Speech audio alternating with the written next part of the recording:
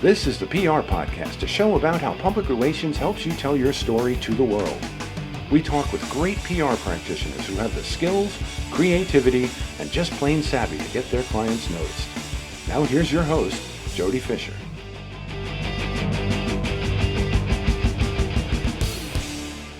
Hey everyone, and welcome to the PR Podcast. I'm Jody Fisher. Thanks for joining us. Well, don't forget to send us your PR Podcast plug. And I got to say, guys, I'm surprised that we don't get more of these, right?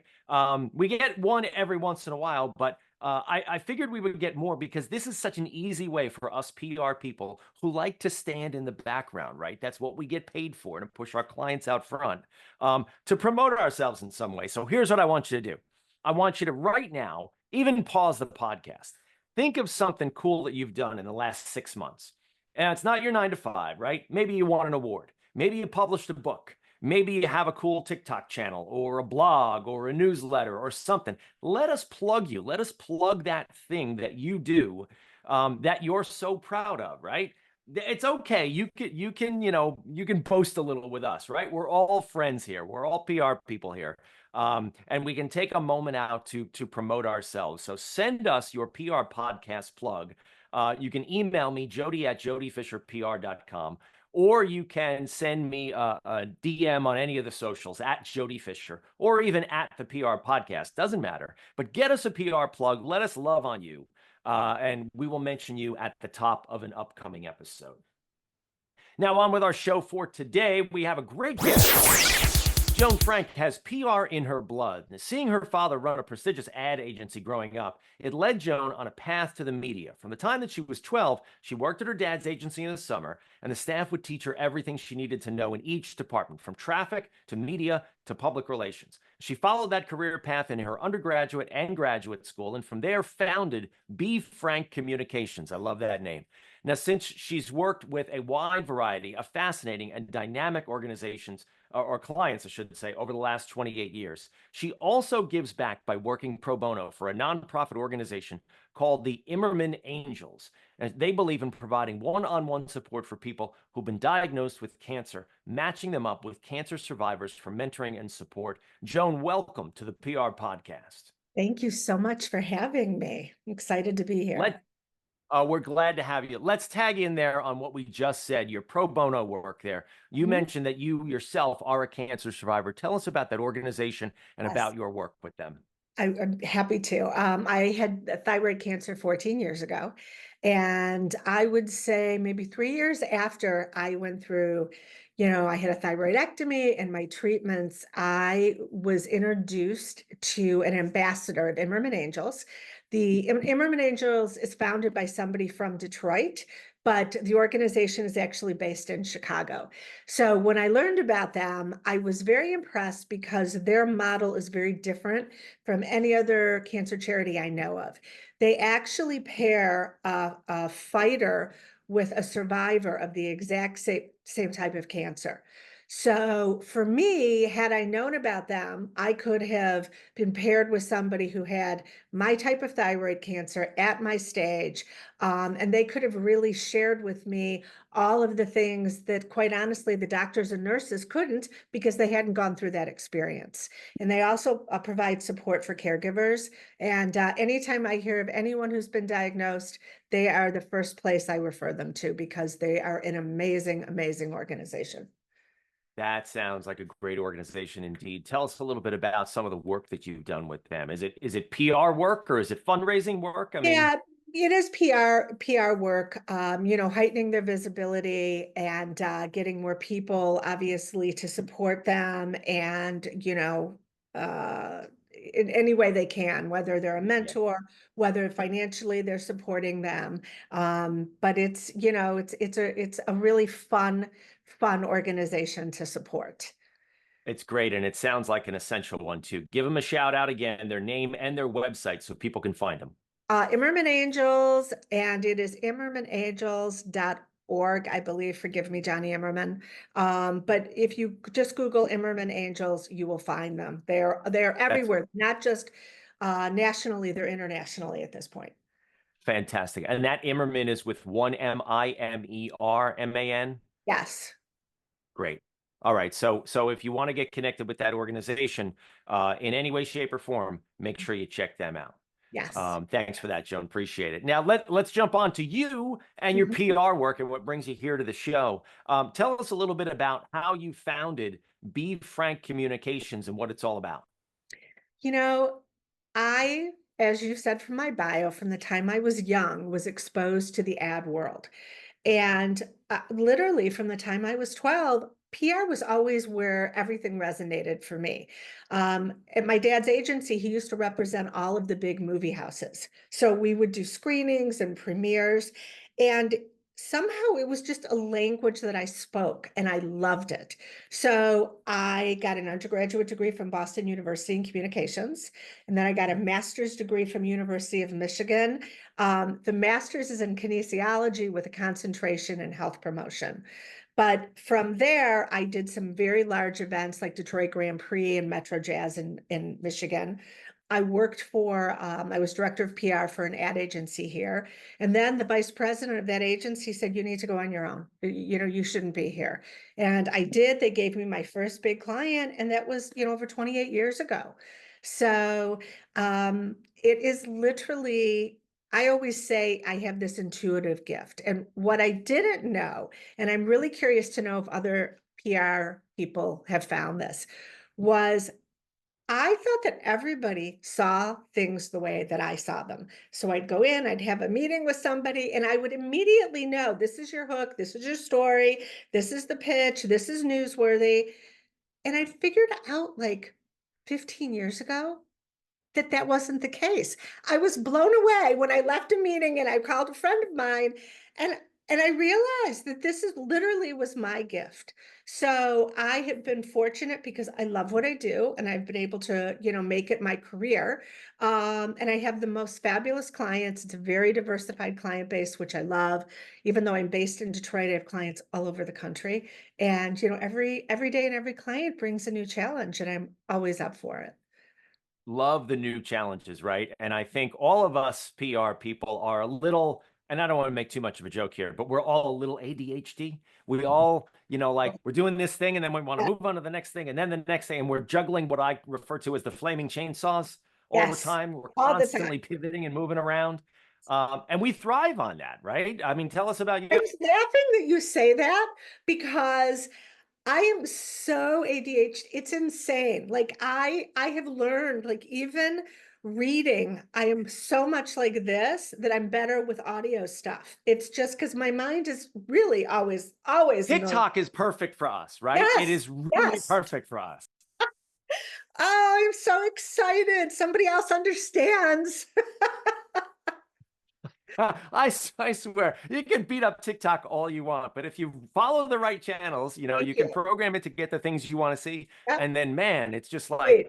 I can't even read one of those newsletter aggregator aggregator emails Yes. faster than I can just stream through TikTok. And in like literally 4.5 minutes, I got everything 100%. Yep. Yep. Give it crazy. to me quick. Um, Tell us a little bit about some of the clients, some of the industries you're working in, the types of Yeah. verticals you're in. So again, very diversified client base. I represent a shopping mall. I have a fabulous doctor who's based in preventative medicine, and they have a facility here called Synergy Longevity Centers, and they actually offer all of this testing that traditional doctors don't do. They have full body MRIs. They do lots of different blood tests that can pick up cancer markers that, much to my disappointment, internists don't even offer. So there, and again, having some, being a cancer survivor, I love that.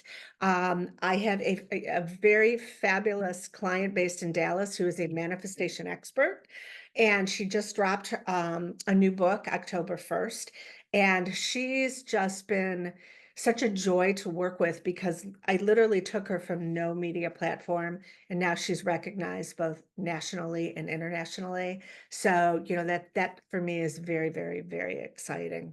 And she's really outstanding. So I'm trying to think. I represent a cosmetic dentist who happens to be the official dentist of the Detroit Pistons. And he's got offices in Detroit, Chicago, and New York. And it's that I would say is a good start. I work with a lot of lifestyle curators, again, some nonprofits. So it's really lots of fashion.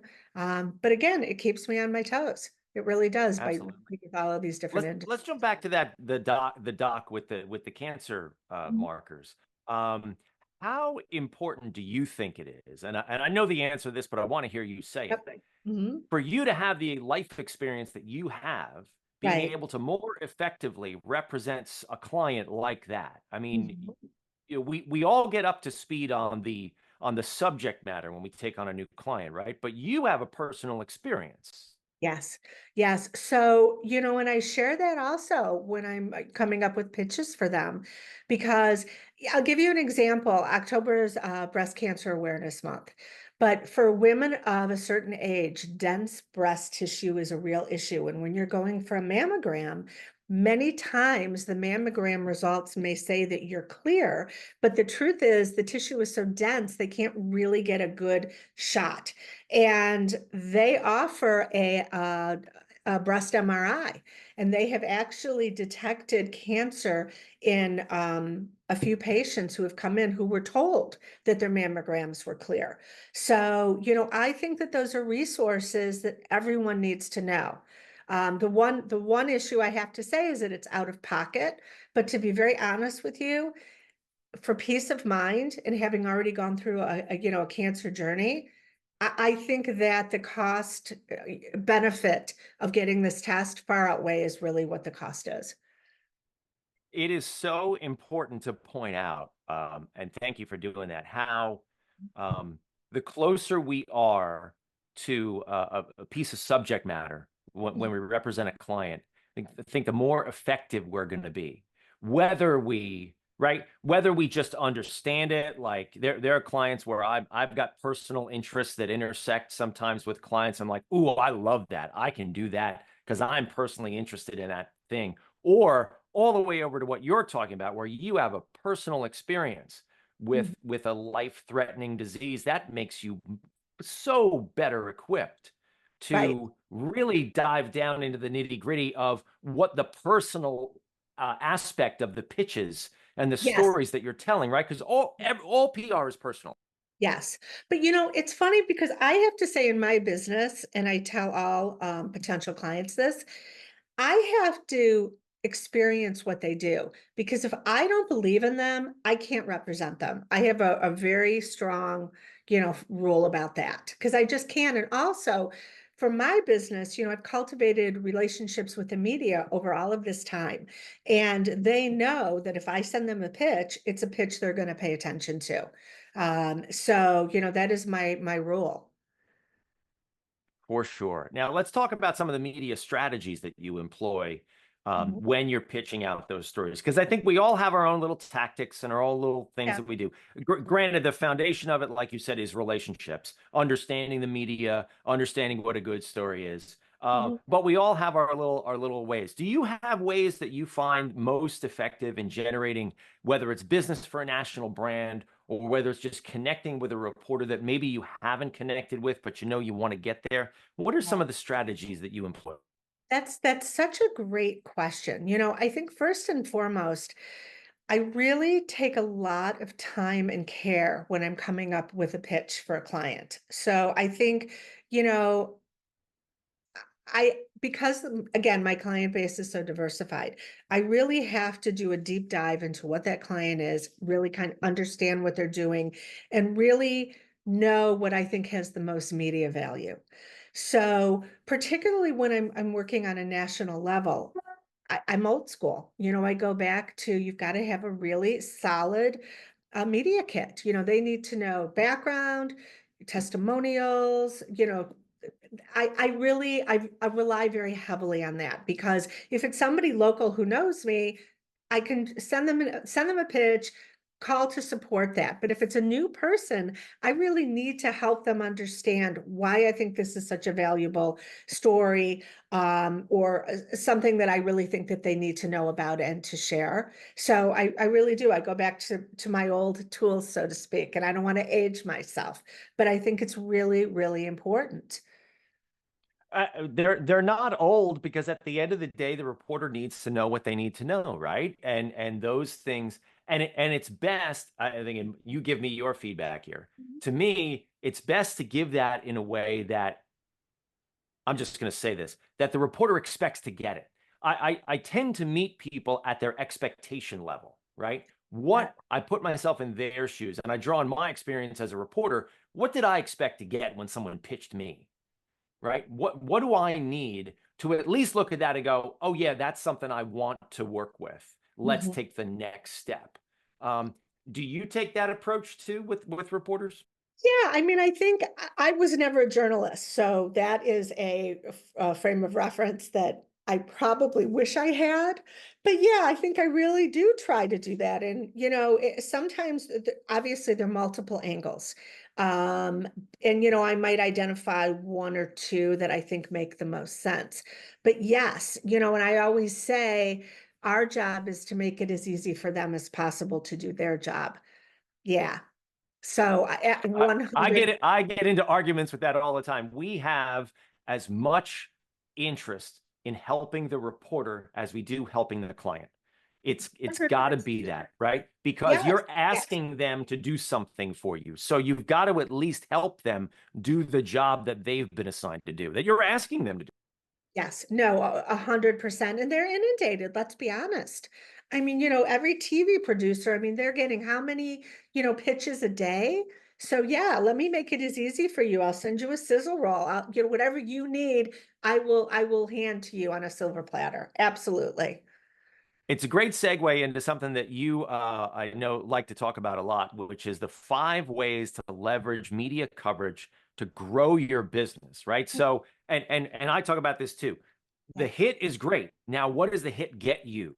Yes. Talk And about those 5 ways for us. yeah, I mean, listen, it's leverage, leverage, leverage, and put it on your website.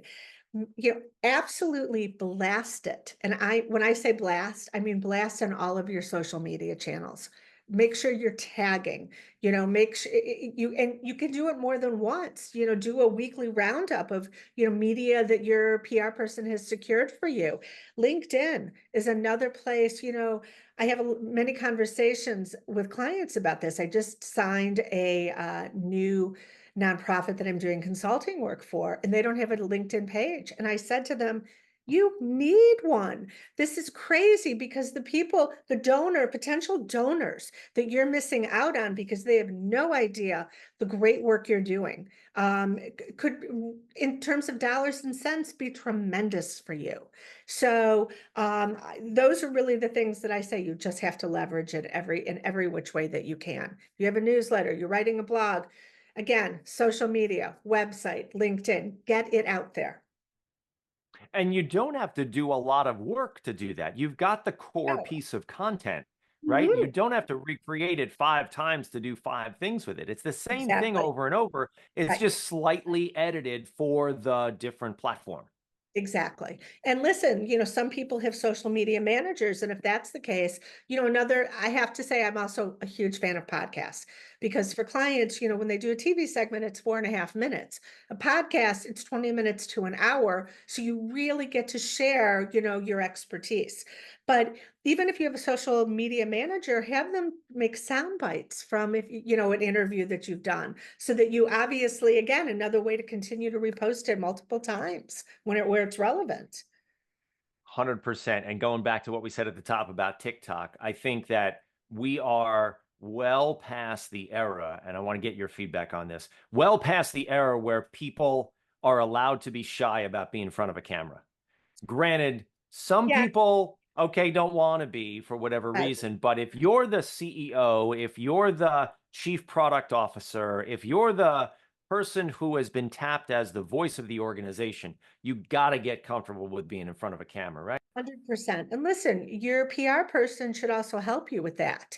they can guide you, they can, run through a couple versions, asking questions, but it's so, so important.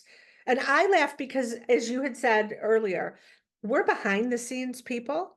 And, for me, even when I'm doing something like this, it is out of my comfort zone, but I think it's really important to talk about what we do. So, Yeah, yes, we just you got to be out there, like you yes, said. I think that 100%. And this is the we're other long thing. past. Oh, I'm sorry. I was going to say, tell all my clients, like before they're doing a segment, they're so nervous. I said, let me just remind you of something.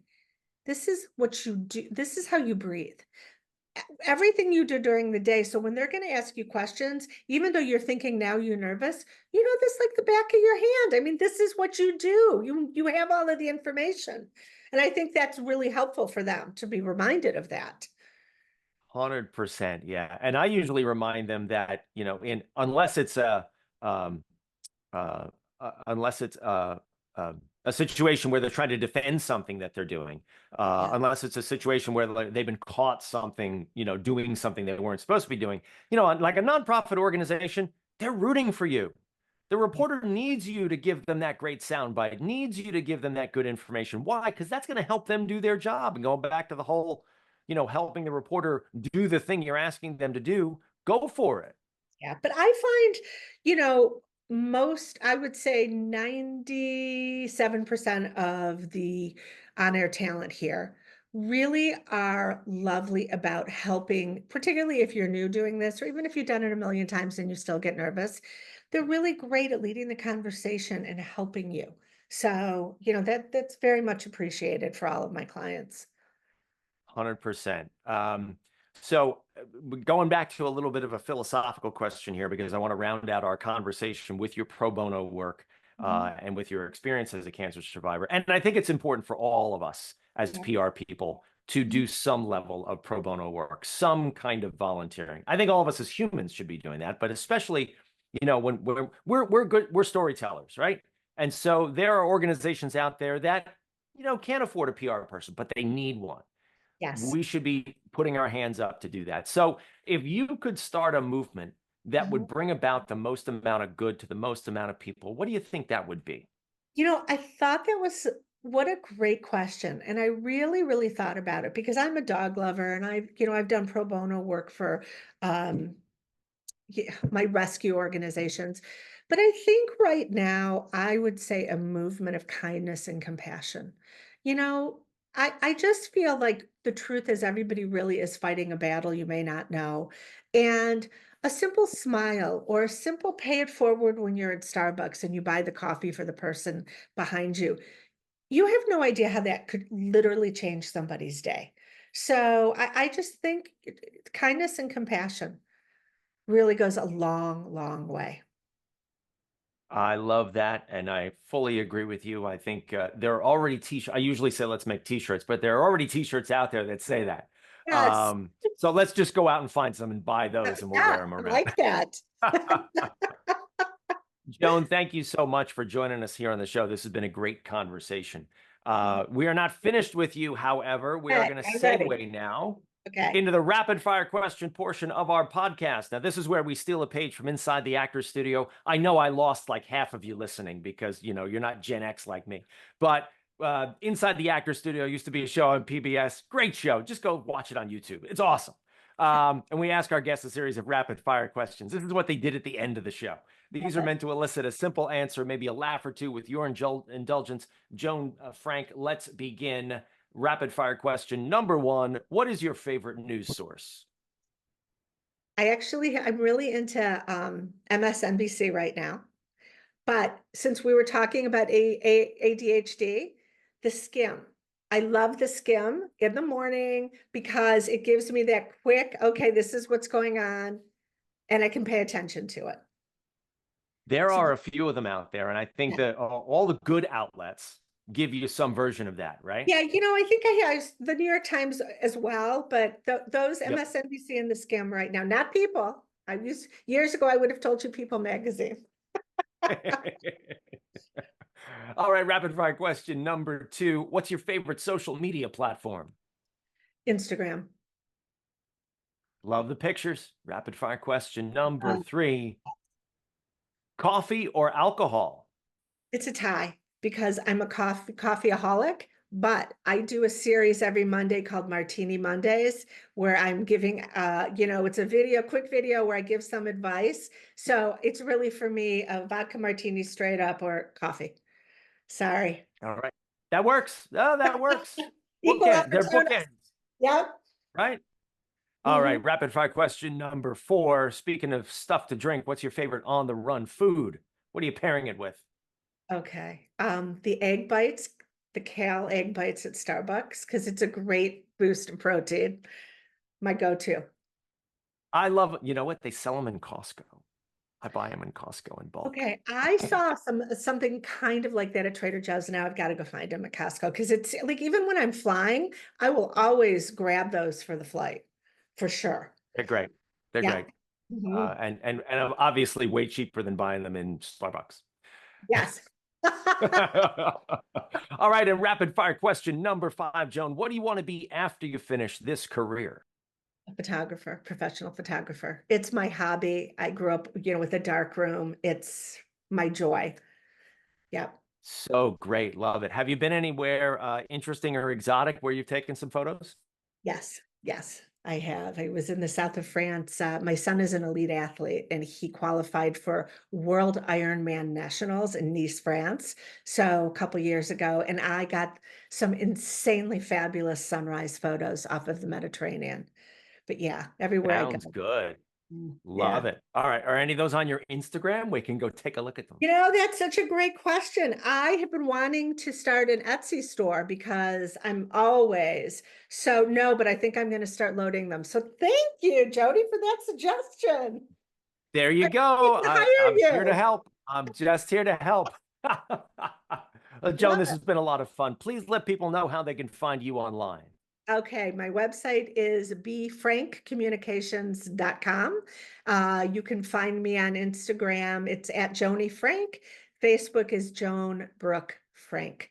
And the LinkedIn, I have no idea off the top of my head, but I'm there. You'll find me. Sounds good. We'll put all the links in the show notes so people can click and find you, Joan. Thank you so much for Thank joining you, us Debbie. today. This is great. And thank you, everyone, for listening. Please remember to subscribe to the show. Connect with us on Facebook, Twitter, Instagram, and TikTok at The PR Podcast, and send us a question or a comment. Our intro is by Christopher Apple. You can find him and his fantastic photography on Instagram at Christopher_APPOLDT. Check him out there and hire him for all your photography needs. You can find me online at Jody Fisher on all the socials and on the web at jodyfisherpr.com. We'll see you next time on the PR Podcast.